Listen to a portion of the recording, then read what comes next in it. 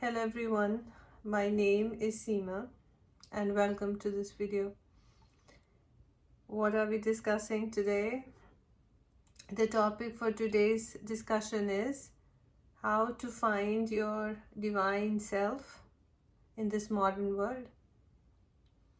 As I had promised, this will be a series of videos and I will name them and number them so you can easily find each one of them and see which stage you are in, and you can also look into where you're going next and how to reach the ultimate awakened self where you become and you realize that you are the divine. So why we should do that is important, right? Why should we put in all the work? Well, when that happens, you have no choice but to follow it. That is how it happened in my experience, and that is how it happens for the chosen ones, the ones who are called to live a certain way and become the torch bearers for the rest of the people. And this call is from the divine, our guides and our ancestors. So the first phase that we're going to talk about is more of a growing awareness. A growing awareness because we could be at any stage of our life, a little child, a teenager, a young adult, or in any other stage. We can find ourselves, due to some circumstances in our life, questioning certain things,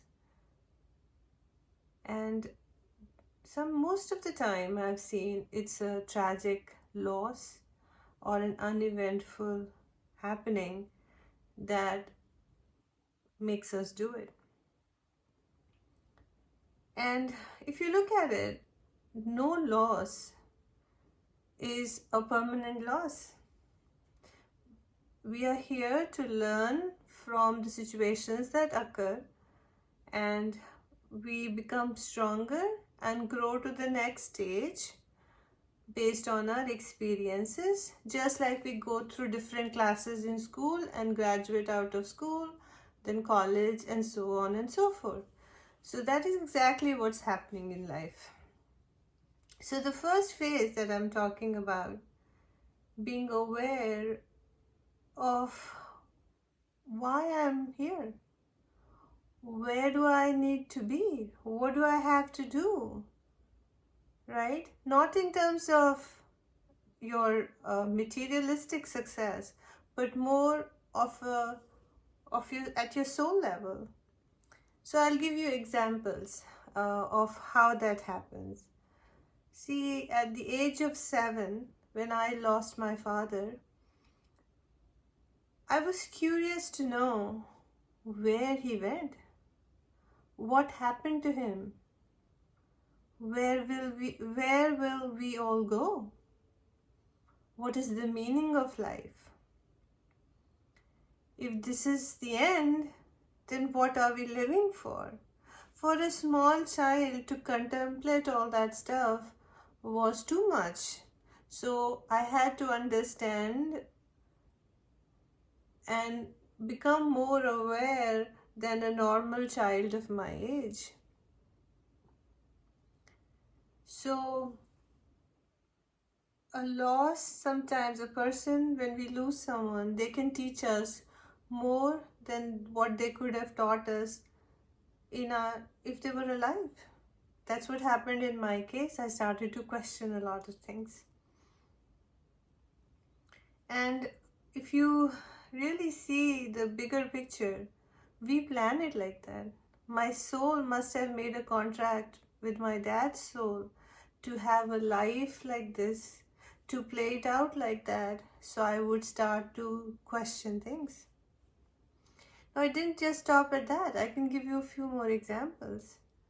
The other things that I saw was one of my dad's sister would always say that she dreamed of an event that was going to occur beforehand. And she would say that very often. And it was a joke back then, but when you look at it, she was actually predicting the future based on her dreams. And our dreams are a very powerful portal to other worlds. And it is the chosen ones who will get messages in their dreams. They can remember it and they can pass on the information. Not everyone can. Most people will forget what they dreamed of at night. But the chosen ones, the divine will send messages through them, and that is how they communicate the future with the rest of the world. The other thing that I've experienced was what my mother said would happen in my life. Her presence in my home would bring me a blessing. So when we become positive and when we become divine, we become a conduit to make good things happen for people around us. It didn't stop at that. Later in life, I worked with a doctor, a holistic doctor, who could cure my flu over the phone.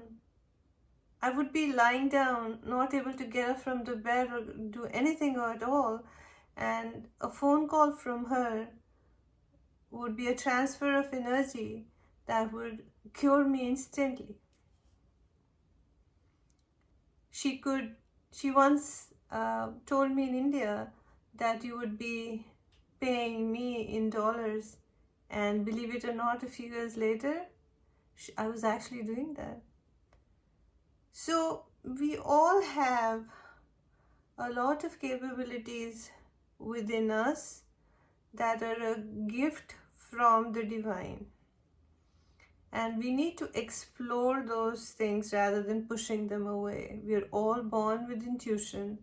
We are all born to question things. We are all intelligent enough. And rather than shutting it down, when we start to seek answers to those questions is when the first stage starts.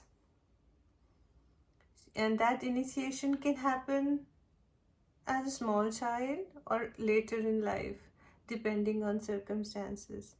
And it's never too late. Even if you're at an older age, it's still all right. But that questioning is very important, because most people don't want to talk about it, don't want to discuss it. It's like how the computer reaches your home and you never unbox it, you never plug it in, you never put any software on, then that computer cannot deliver the results that you're looking for. You can have no Zoom sessions on it, you cannot Google things, you cannot research anything on Google, you cannot access your email and things like that. And no orders from Amazon either, right? So that is how our life is. We are a package that comes like the computer. Unless we unbox it by questioning it, by installing things, by doing stuff, we will never be able to live to our full potential. So if that is the stage you find yourself in, check out the next stage that I will be posting, and you can see what the circumstances will be in that case. And you can continue to listen to the rest of the videos to see how you'll get to the final stage and find your divine self. I hope this was helpful. Thanks for watching.